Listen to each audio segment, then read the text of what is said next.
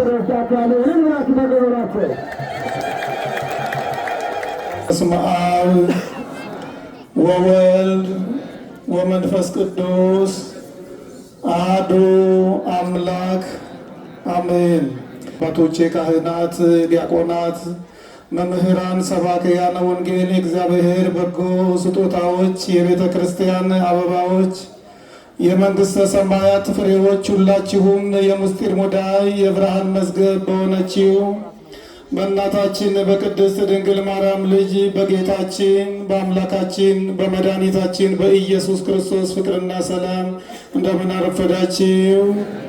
ዛሬ ላይ ያደረሰን የአባቶቻችን አምላክ ስሙ የተመሰገነ ይሁን። እግዚአብሔር ሆይ ደግነት ብዙ ነው። ትናንትን አሳልፌ ዛሬን አሳየኝ። እግዚአብሔር ሆይ ፍቅር ጥልቅና የማይመረመር ነው። ይኸው በታቦታቱ ፊት በክብር አቆምከኝ። እግዚአብሔር ሆይ ኃጢአቴንና ጽድቄን መለየት የተሳነኝ ምስኪን ክርስቲያን መሆኔን እያወቅ ይኸው ከመላእክቱ ጋር አብሬ በፊት እንድቆምና እንድዘመድ አድርገኸኛል ብላችሁ ልብላችሁ አመስግኑት። እግዚአብሔር ሆይ በሰማይም ዝማሬ እንዳለ ነግረናል፣ ተጽፏል። እግዚአብሔር ሆይ ልክ እንደ እኛ በላይ በሰማይ ነጭ ልብስ ለብሰው አዲስ ዝማሬ የሚዘምሩ ቅኔ የሚቃኙ ክብርን ሁሉ ለበጉ የሚሰጡ በላይ ያሉ ማህበረ ሥላሴ በላይ ያሉ አማንያን እንዳሉ ተጽፏል አውቃለሁ። እግዚአብሔር ሆይ አሁን በታቦታቱ ፊት ቁሜ እንደዘመርሁ በሰማይ ካሉ ነጭ ለብሰው አንተን ያለ እረፍት ከሚያመሰግኑ ጋር አብሬ ቆም ይሆን በሉት። እግዚአብሔር ሆይ አሁን በፊት እጆቼ ተዘርግተው እያጨበጨቡ ነው። አንደበቶቼን ተከፍተው እልል እያሉ ነው። እዚህ እየዘመርሁ ያለሁት ኃጢአቴንና ጽድቄን በንስሐ ሳለይ ዕድሜ ልኬን ምን አደርጋለሁ እያልሁ የሰይጣንን ሐሳብ እየተቀበልሁ ነው። ግን ደግሞ በላይ በሰማይ አማንያን ብቻ ንስሐ የገቡ ብቻ ቅዱስ ሥጋና ክቡር ደሙን የበሉት ብቻ ከመላእክት ጋር እንደ መላእክት ሆነው ከሚያገለግሉት አዲሱን ቅኔ አዲሱን ዝማሬ ከሚዘምሩት ጋር አብረህ ታቆመኝ ይሆን በሉት። አብረህ ታቆመኝ ይሆን ብላችሁ ራሳችሁን ጠይቁ። በዚህ በአሞጽ ምዕራፍ 7 ቁጥር 7 ላይ መነሻ ጥቅስ እንይዝና ለ10 ደቂቃ ብቻ ከኔ ጋር እንቆያለን። ምን ይላል?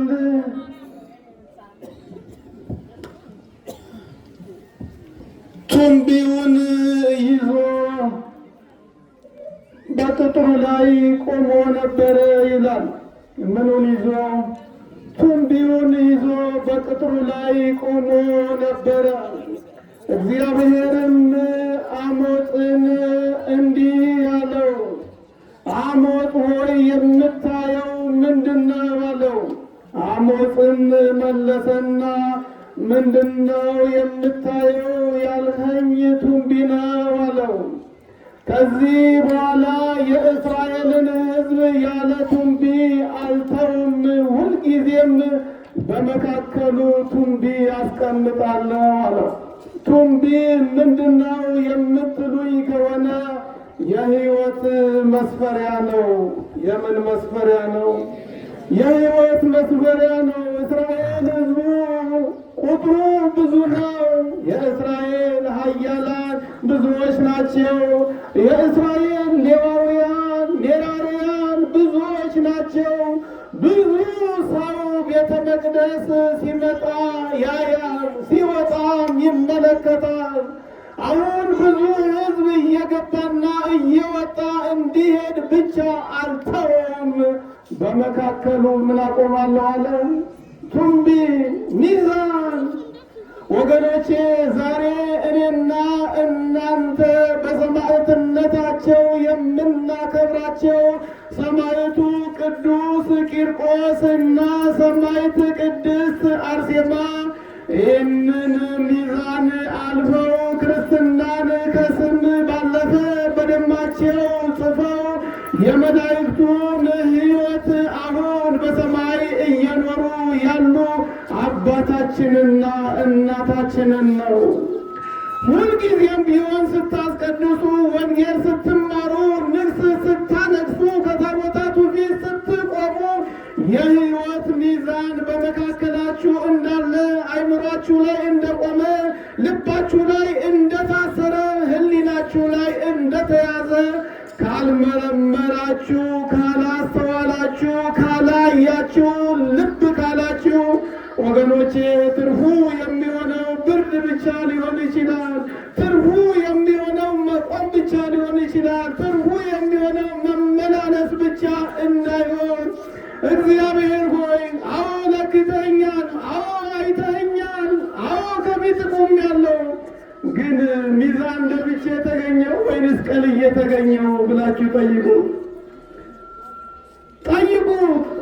ልባችሁ የታሰረ ቂም ካለ፣ ጥላቻ ካለ፣ ነቀፌታ ካለ፣ ነውር ካለ፣ ውሸተኝነት ካለ፣ ዘረኝነት ካለ፣ ምናምንቴነት ካለ፣ በንስሐ ያልታጠበና በደሙ ያልተዋጀ ያልጠራ ማንነት ይዘ ታቦታቱ ፊት ቆመን እርሱ በቱንቢ ቢለካን እውነት ሚዛን የምንመዝን ይመስላችኋል? እውነት ሚዛን የምንደፋ ይመስላችኋል? እውነት እግዚአብሔር በቁጥራችን ብቻ ደስ የሚለው ይመስላችኋል? እውነት እግዚአብሔር በጭብጨባችንና በልልታችን ብቻ ደስ የሚለው ይመስላችኋል? በአሞጽ 11 ቁጥር 8 ላይ ይህ ሕዝብ አለ፣ ይህ ሕዝብ ፍርድን እንደ እሬት ያመራል፣ ጽድቅንም መሬት ላይ ጥሏል። ከዚህ በኋላ የሚሞተው ይሙት፣ የሚወድቀውም ይውደቅ፣ የሚታመመውም ይታመም፣ የሚጠማውም ይጠማ፣ የሚራበውም ይራብ። ከሕዝቡ ጋር የገባሁትን ቃል ኪዳን አፈርስ ዘንድ ውበት የተባለችውን በትሬን ቆረጥኩ አለ እግዚአብሔር። እንደኔና እንደናንተ ውጭ ሆኖ ከመደገፍ ያላለፈ ቅዱስ ሥጋውና ክቡር ደሙን መቀበል ያልቻለ ልቡን ከብቶ የቀራንዮን ንጉሥ ያላከበረ እናታችን ቅድስት ድንግል ማርያምን የ24 ሰዓት አጀንዳው ያላደረገ ትውልድ ነበርና የሞተው ይሙት አላድነውም አለ። ምናልባት ሀገራችን ላይ ከመወለድ ይልቅ ሞት እየበዛ ያለው፣ ከመጥገብ ይልቅ ረሃብ አጀንዳ እየሆነ ያለው፣ ከአንድነትና ከህብረት ይልቅ መለያየት የሬዲዮ፣ የቴሌቪዥን፣ የጋዜጣ ዜና ወሬ ውሎ እየሆነ ያለው ከልባችን አላመልከው ብለነው ይሆን? የሚሞተው ይሞት፣ የሚወድቀውም ይውደቅ፣ የሚታመመውም ይታመም። ለምን? ፍርድን እንደ ሬት አምርሯል፣ ጽድቅንም መሬት ላይ ጥሏል። ዛሬም የሚያስተምረን ይህንን ነው። ጽድቅን ያመለኩ የራሳቸውን እውነት ሳይሆን የተገለጸውን እውነት የተማሩ የራሳቸውን ጽድቅ ትተው የእግዚአብሔርን ጽድቅ ያመኑትን ሰማዕቱ ቅዱስ ቂርቆስንና ቅድስት ኢየሉጣን ዓለም ሮም አደባባይ ላይ ጣለ። እየሰማችሁ ነው? ጣለ። ነገር ግን አለ ይህ ሕዝብ ከተመለሰ አለ አሞጽ 11 ላይ ይህ ሕዝብ ከተመለሰ አለ ለዚህ ሕዝብ እመክትለታለሁ አለ። ምን እልታለሁ? አሜን። ውለን የገባ ነው፣ ተኝተን የተነሳ ነው ወገኖቼ። በኃይላችንም አይደለም፣ እድሜያችንን ስላላለቀም አይደለም፣ ጠላት ስለሌለንም አይደለም፣ ነቀፌታና ነውር ከእድሜያችን በላይ ስላልተቆጠረም አይደለም፣ በፊታችን ስለሚመክትልን፣ በኋላችን ስለሚጋርድልን፣ ደግሞም ከአንገታችን በታች በማይዝለው ክንዱ ስለሚሸከመን ነው ፊቱ የቆምነው። ክብርና ምስጋና ለእግዚአብሔር ይሁን። እንዲህ ብላችሁ ለጨለማው አሰራርና ለዘላለም ጠላታችሁ ንገሩት፣ እኔ ከፊቴ የሚመክትልኝ አለ፣ የሚመራኝ አለ፣ የማይሞት የማይሸነፍ በዘላለም ውስጥ ሳይሆን ዘላለምን ታቅፎ የሚኖር አለ። ይሄው ዛሬ በዕለተ ቀኑ ዘያቁሮ ለማይ በእብኑ የውቅያኖስንና በደመና የተቋጠረውንና የተጫነውን ደመና በእጁ ላይ ይዞ በሐምሌ እንደ ጥር ፀሐይ እንደ ጥር ሰማይ ያከበረኝ ማንነቱን የገለጠልኝ መልአኩ ቅዱስ ገብርኤል በአማላጅነቱ አለ። እርር በል ጠላቴ ብላችሁ አመስግኑታል። ከኔ ጋር ከሆናችሁ አለ፣ በእውነት ካመለካችሁኝ፣ በእውነት ከተከተላችሁኝ አለ፣ መከታ ሆናችኋለሁ። ከእናንተ መካከል አለ ታናሹ እንደ ዳዊት ይሆናል። አይገርምም? ከእናንተ መካከል አለ ደካማው እንደማን ይሆናል? እንደ ዳዊት። ዳዊት ደካማ ነው። ጎልያድን የገደለ ሳኦል ሺህ ገደለ ሲባል እሱ እልፍ ገደለ የተባለ ዳዊት በጥንካሬው፣ ዳዊት ደግሞ በዝማሬው 150 መዝሙር እና እኛ ያላነበብነው ሌላ 150 መዝሙር የዘመረ ጠንካራ ነው። ግን አለ ካመናችሁ ከጠነከራችሁ የአዲስ ሕይወትን የዘላለም ሕይወትን ንስሐ ገብታችሁ ስጋውና ደሙን ከተቀበላችሁ አለ ከእናንተ መካከል ደካማ እንኳ ሰው ቢሆን እንደማን ይሆናል አለ? እንደ ዳዊት።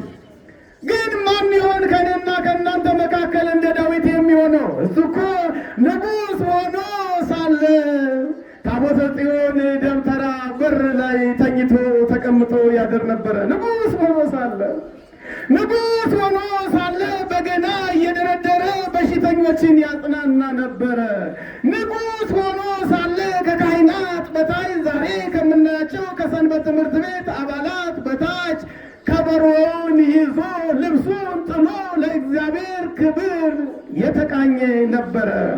ማን ይሆን ካዲያ ከኔና ከእናንተ መካከል አይደለም በድካሙ ይቅርና በጥንካሬው ይቅርና እንደ ዳዊት አይደለም፣ አረ እንደ ጨዋ ኢትዮጵያዊ እንደ ቀድሞዎቹ ኢትዮጵያውያን እንደ ዳዊት አይደለም፣ እንደ ቅዱስ ቂርቆስ አይደለም፣ እንደ ቅድስት ኢየሉጣም አይደለም፣ እንደ ሰማዕታት አይደለም፣ እንደ ደናግላድ አይደለም፣ እንደ መላእክት አይደለም፣ እንደ ቀድሞዎቹ ኢትዮጵያውያን መኖር ናፈቀኝ።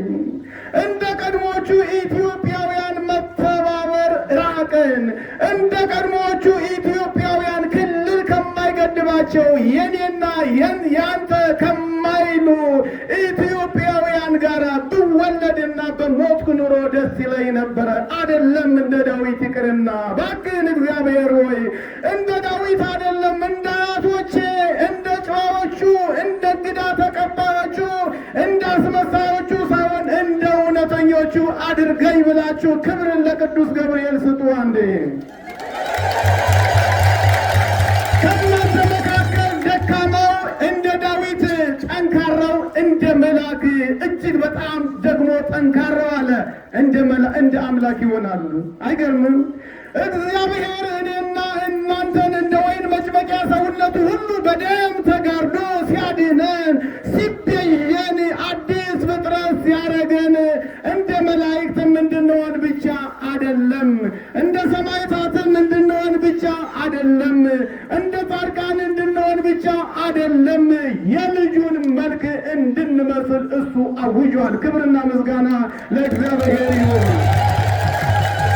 የልጁን መልክ ለመምሰል ደግሞ መልካችን ፍቅር መሆን አለበት፣ መልካችን ትዕግስት መሆን አለበት፣ መልካችን ርኅራኄ መሆን አለበት፣ መልካችን ብርሃን መሆን መቻል አለበት፣ መልካችን ሰውን ሁሉ በክርስቶስ ሚዛን ማየት መቻል አለበት።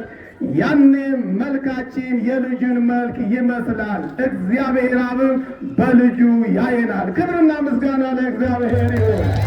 ለዚህ ነው በሁለተኛ ዮሐንስ ምዕራፍ 2 ቁጥር 16 ላይ በሰ ለእመሃሎኩ ይብል መፍቱ ይሁር በከመ ሆረ ዝግቱ። ጌታ እንደተመላለሰ እመላለሳለሁ የሚል አማኝ ክርስቲያን ካለ አለ እንደ እርሱ ሊመላለስ ይገባዋል። እንደማን?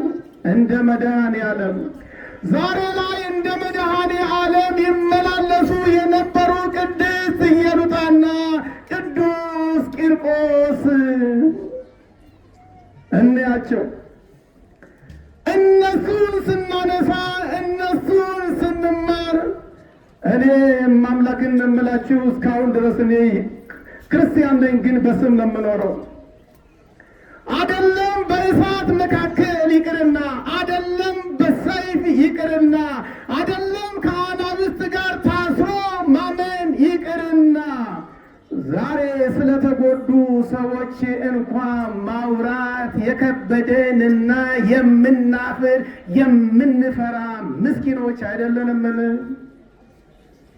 ቅዱስ ቂርቆስና ቅድስት ኢየሉጣ በሮም አንጌቤል አገር በሚባል እየኖሩ ሳለ እነ እስክንድሮስ የተባለው በክርስቶስ በማመናቸው ብቻ ምንም አይነት ወንጀል ሳይፈጽሙ የሀገሪቱንም ሕግ ሳይጥሱ እንደ ሀገሪቱ ሰዎች ሕግ እያከበሩ እንደ ጨዋም እየኖሩ ግን ደግሞ ከጨዋ በላይ የዘላለምን ሕይወት ንስሐ ገብተው ቅዱስ ሥጋውና ክቡር ደሙን ተቀብለው ጌታችን ኢየሱስ ክርስቶስን ጌታዬ ነው፣ አምላኬ ነው፣ መድኃኒቴ ነው እያሉ እያመለኩ ሳለ በሉ ምረጡ ተባሉ።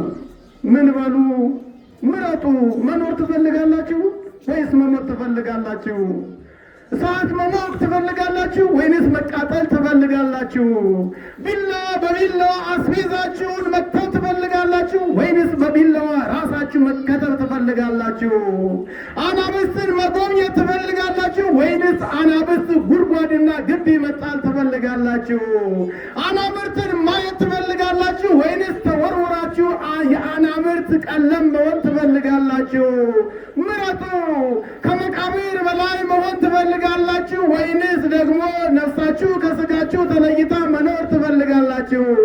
ሀብታም መሆን ትፈልጋላችሁ ወይንስ ደግሞ የያዛችሁትን እምነት ይዛችሁ ከነድህነታችሁ መሞት ትችላላችሁ? ገና የሰማዩ የምትሉት እኮ እጃችሁ የገባ አይደለም። ዘላለምን በእጃችሁ የገባ አይደለም። እንደ መላእክትም እንኖራለን የምትሉት በእጃችሁ የገባ አይደለም። ይልቁንም የሚያስፈልጋችሁን ሁሉ እንስጣችሁና በኑሯችሁ በሕይወታችሁ ደስ ብሏችሁ ኑሩ ተባሉ። ለእኔና ለእናንተ ይህ ጥያቄና ይህ አማራጭ ቢቀርብልን እውነት ጌታን እንመርጥ ይሆን? እውነት ቅዱስ ገብርኤልን እንመርጥ ይሆን? እውነት ድንግል ማርያምን እንመርጥ ይሆን? እውነት የኢትዮጵያ ኦርቶዶክስ ተዋሕዶ ቤተ ክርስቲያንን እንመርጥ ይሆን? እውነት ቤተ መንግሥትና ቤተ ክርስቲያን እኩል አማራጭ ሆነው ቢቀርቡ ማንን እንመርጥ ይሆን? ወገኖቼ ብዙ ወንድሞቻችን እኮ ከቤተ መንግሥት በሚያንሰው በመኪናና በሚበላ ደግሞም በሚያረጅና በሚቀደር ነው ሃይማኖታቸውን የቀየሩት። እኛስ ውሳኔያችን ምን ይሆን? አቋማችን ምን ይሆን? የክርስትናችን መጀመሪያና መጨረሻ ምን ይሆን? አይ አሉ አይ ምግብም እኮ ቢሆን ስንጎርሰው ያንቀናል። ልብስም እኮ ቢሆን ያልቃል። ሀብትና ንብረትም እኮ ቢሆን እስከ መቃብር እንጂ ለዘላለም አይቀድመንም፣ አይከተለንም። በእውነት እንልሃለን አትድከም። እኛ በጌታችን በኢየሱስ ክርስቶስ አማራጭ የለንም፣ አንዴ መርጠነዋል። በቃ አሉት። ክብርና ምስጋና ለእግዚአብሔር ይሁን። በቃ እኔና እናንተም የመረጥነው አማራጭ የሌለው ጌታ ነው። ምድሩ የእሱ ነው፣ ሰማዩም እሱ ነው፣ የሚያጸድቅም እሱ ነው፣ የሚኮንንም እርሱ ነው፣ ጠላትም ከሶ የሚያቀርበን እሱ ነው። ባላመኑት ላይም የሚፈርደው የኔና የእናንተ አምላክ ነው። ባመነው ላይም በእኛ ላይም የሚፈርድልን የኔና የእናንተ አምላክ ነው። በሚታየውና በማይታየው በሰማዩና በምድሩ በሕያዋንና በሙታን ላይ አምላክ ብቻ ነው፣ ሌላ አምላክ የለም። ክብርና ምስጋና ለእግዚአብሔር ይሁን። ምን ደግማችሁ አሁንም እልል ብላችሁ አመስግኑ። ይሄ የምታዩት ሰማይ የኔና የእናንተ አባት ሰማይ ነው። ይህ ያለ ሀሳብ የምንረግጠው ምን የኔና የእናንተ አምላክ ብቻ ነው። ሌላ አምላክም አባትም አዳኝም ፈራጅም ጻድቅም ኮናኝም የለም። ደግሞም የዚህ ተከታዮችና ልጆች ስላደረገን ከፍ አድርጋችሁ አንዴ አመስግኑ። እንዲህ ያሉት ተስፋ አስቆረጡት። አሁን በትልቅ ኬሚካል የተበረዘ በትልቅ ጋን ውስጥ ውሃውና ኬሚካሉን መርዙን አንድ ላይ ደባልቀው እንዲያፈሉት ታዘዘ። ሌሊት ላይ ድምፀ ለጽሕርት ከመነጎድጓድ ክረምት ያለው ይህንን ነው። ሌሊት ብቻ አይደለም። ቅድም እነ መላከ ሕይወት እነ ሊቀ ማእምራን እነ መላከ አርያም ይህንን ነው የዘምሩላችሁ። ለሁለቱ የተከናወነው የተዘጋጀው እንደ ነሐሴ መብረቅ ብዙ ቦታዎችን ያካልን ነበረ። በምኑ በድምፁ ለማን ለ3 ዓመት ልጅና ለእናቷ 3 ዓመት ልጅ ያዛችሁ እርግጠኛ ነኝ አሁን ብዙ እናቶች ያላችሁ። እስኪ የ3 ዓመት ልጅ ምንድነው እያላችሁ ያለ? ምንድነው እየጠየቃችሁ ያለ? ምንድነው እያስቸገራችሁ ያለ? ያኛው ግን በዓመቱ እንጂ 3 ዓመት እኔና እናንተ አይደለም። ማቱሳላ 969 ዓመት ኑሮ 3 ዓመት የኖረውን የቂርቆስን ስራ አልሰራውም። አያችሁ፣ ብዙ ዘመን መኖር አይደለም፣ በተሰጠን ዕድሜ መኖር ነው። ስለዚህ ያው በኃይለኛው እንደ ነጎድጓድ ሲጮህ እናት ክርስቶስን ለመካድ ብላ ሳይሆን የ3 ዓመት ልጇን ይዛ መግባት ከበዳት። ክርስቶስን ክዳው አይደለም፣ የ3 ዓመት ልጅን ይዛ እዛ ውስጥ መግባት ከበዳት። ግን ምን ሆነ? ታሪክ ተቀየረ። ይቤላ ሕፃን ለእሙ ኢትፍርሂ እምንፈጽም ገድለነ። ያ የ3 ዓመት ሕፃን ልጅ ከእናቱ ቀደመና እናቴ ሆይ የጀመርነው ገድል የያዝነው ክርስትና ያመንነው ጌታ እስከ መከራ እስከ ሰይፍ እስከ ፍልውሃው ሳይሆን እስከ መጨረሻው አይደለም። የጀመርነውን ክርስትና የጀመርነውን ገድል እንፈጽም አለና የእናቷን እጅ አሃዛ ለእሙ ዕዳ ዘየማን ቀኝ እጇን ይዞ ወደ ቲያትር ቤት፣ ወደ መዝናኛ ቤት፣ ወደ ሆቴል ሳይሆን እንደ ነጎድጓድ ወደሚጮህ ይዟት እናቱን ገባ። ሲገባ መልአኩ ቅዱስ ሚካኤል ገብርኤል አብሮ ገባ። ክብርና ምስጋና ለእግዚአብሔር ይሁን። አብሮ ገባ። ብቻ እናንተ የጀመራችሁትን ክርስትና ለመጨረስ፣ የጀመራችሁትን ገድል ለመጨረስ፣ የጀመራችሁትን ያሰራችሁትን ያመናችሁትን የጾማችሁትን የምትጸልዩትን ጾም ለመጨረስ ወስኑ እንጂ እናንተ ጉድጓድ ውስጥ ብትገቡ፣ እናንተ በእሳት መሃል ብትገቡ ከእናንተ ጋር የደስታው መልአክ ቅዱስ ገብርኤል ይገባል። ክብርና ምስጋና ለእግዚአብሔር ይሁን። ምንም ሳይነካቸው ጸጉራቸውም፣ ልብሳቸውም፣ ሰውነታቸውም ምን ሳትነካ ያ በተፈጥሮ ሳይሆን በተልእኮ የእግዚአብሔር እሳት የሆነው መልአኩ ቅዱስ ገብርኤል ሲገባ ሁሉም ሰላም፣ ሁሉም ቀዝቃዛ፣ ሁሉም ሕይወት፣ ሁሉም ምሕረት፣ ሁሉም እንደገና ክርስቶስን ማምለክ ሆነ። ክብርና ምስጋና ለእግዚአብሔር ይሁን። ጨርሻለሁ። እንደዚህ በሉት፣ እንደ ቅዱስ ቂርቆስና እንደ ቅድስት ኢየሩጣ ሰው ያላቀጣጠለብኝ እሳት ላይኖር ይችላል። እንደ ቅዱስ ቂርቆስና እንደ ቅድስት ኢየሩጣ የማየው ጋን የምሰማው ድምፅ ላይሆን ይችላል። ጌታዬ ሆይ እኔ እኮ ማሳዝን ነኝ። እኔ በራሴ ላይ ክብሪት እየጫርሁ የኃጢአትን እሳት እያቀጣጠልሁ የዘረኝነትን እሳት በአይምሮዬ እያቀጣጠልሁ የሰውን ልጅ እዚህና እዚያ እያልኩ እየከፋፈልሁ እግዚአብሔር ሆይ ከኔ በላይ በራሱ ላይ እሳት የጫረ በኃጢአት ያያያዘ ምስኪን የለምና ኧረ እባክህን መልአኩ ቅዱስ ገብርኤል ልከህ ፈውሰኝ በለው። ክብርና ምስጋና ለእግዚአብሔር ይሁን።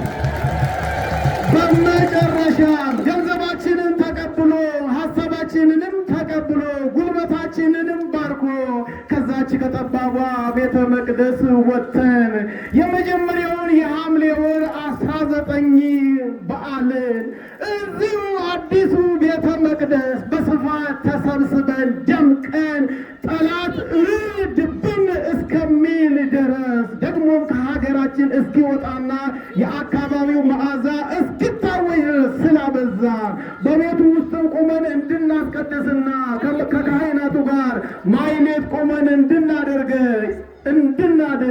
ያደረገን የሁላችን አምላክ ነውና እልል ብላችሁ አመስግኑ። ዛሬ ላይ እዚህ ላይ ቆየን። እግዚአብሔር ይስጥልኝ።